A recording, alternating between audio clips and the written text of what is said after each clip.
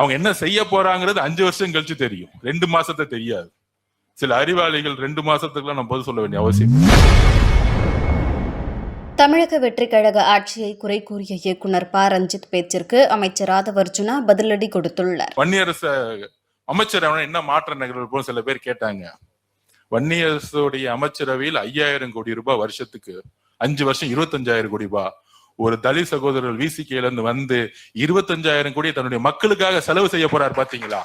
எந்த விதமான குறுக்கீடுகள் இல்லாமல், எந்த விதமான குடும்ப ஆதிக்கம் இல்லாமல், எந்த விதமான கமிஷன் இல்லாமல் அந்த பணம் உண்மையான ஏழையா இருக்கக்கூடிய தலித் மக்களுக்கு போய் சேரணும். இதுதான் அரசுடைய நிர்வாகம்.